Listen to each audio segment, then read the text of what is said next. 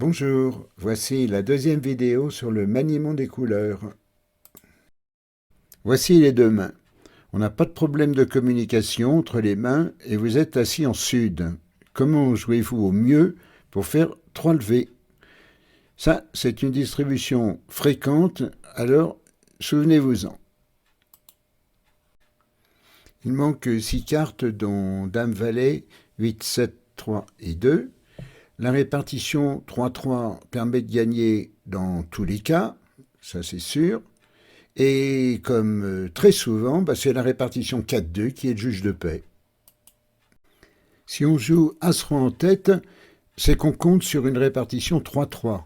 Mais on va aussi gagner pour certaines répartitions 4-2, 5-1 et même 6-0. Et au total, cela gagne dans 70% des cas. Si on joue le roi suivi du 4 ou même du 5, on compte sur une répartition 4-2 bien entendu.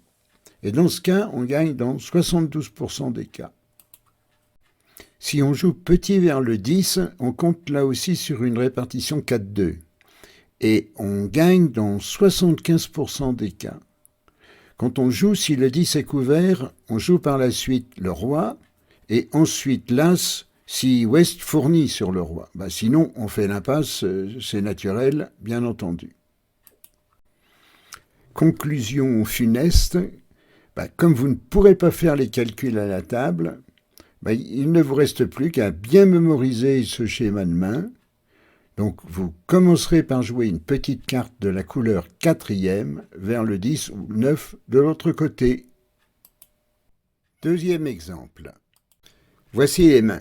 On n'a pas de problème de communication entre les mains, on est en sud. Comment doit-on jouer pour faire 3 levées? Cette distribution assez classique pose souvent des problèmes. Il y a 5 cartes dehors, dont le roi et le valet, et qui sont les 2 seules cartes qui gênent. Si on part de l'as, on perd si Ouest a un roi-valet accompagné d'une, 2 ou 3 petites cartes. Ça fait 3 cas. Mais on perd aussi une fois sur 2 en moyenne si Ouest a un roi petit ou valet petit, car il faut deviner si on fait l'ex-pince au roi ou l'impasse au valet. Donc on va considérer ça comme un demi-cas.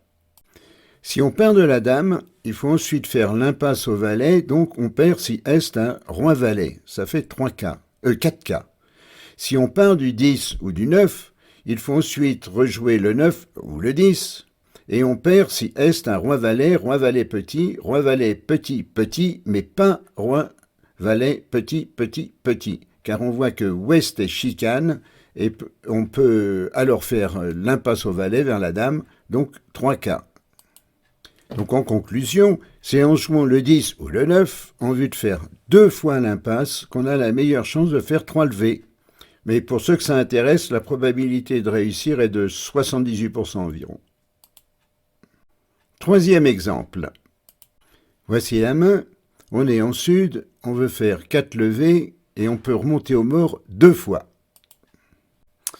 Si on fait d'abord l'impasse vers la dame et ensuite vers le 10, on perd dans 6 cas. Le roi sec, roi petit, roi valet, accompagné ou non de petites cartes. Et si on fait d'abord l'impasse vers le 10, on perd dans 4 cas. Le roi-valet accompagné ou non de petites cartes en ouest. Le conclusion, il faut d'abord faire la double impasse avec la plus petite des 2 cartes, ici le 10. Mais attention, c'est quand même la présence du 9 qui permet d'améliorer les chances de réussir 4 levées. Les chances sont d'environ 38%. Attention, si on ne peut remonter au mort qu'une fois, il faut faire l'impasse vers la dame. Bien entendu, tout cela suppose qu'on n'a aucune information permettant de connaître la distribution des cartes manquantes. Voyons maintenant le 4e exemple. Voici la donne, on est en sud et on veut faire 3 levées. Si les cartes manquantes sont 3-3, on gagne. Si elles sont 5-1 ou 6-0, on perd. Le seul cas analysé, c'est la répartition 4-2, comme c'est bien souvent le cas. Avec une distribution 4-2, quand il manque 2 honneurs, il faut se souvenir qu'il est plus probable que le doubleton contienne au moins un honneur.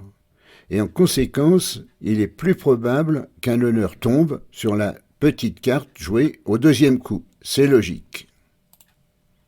Conclusion, on joue l'As suivi du 5 qu'on laisse filer. Exemple 5. On va examiner une donne complète.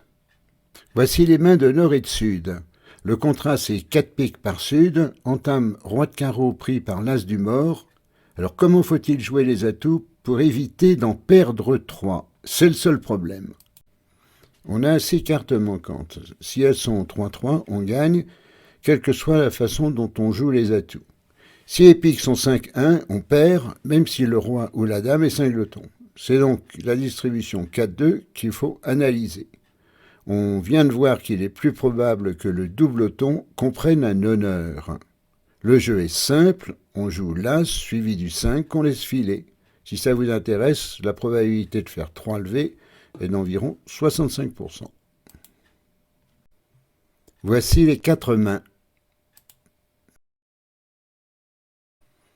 Voilà, c'est fini pour cette donne. La prochaine fois, je vais analyser ce qui se passe lorsqu'on a plusieurs couleurs à analyser en même temps. Abonnez-vous à ma chaîne pour être informé immédiatement des vidéos que je publie. À bientôt!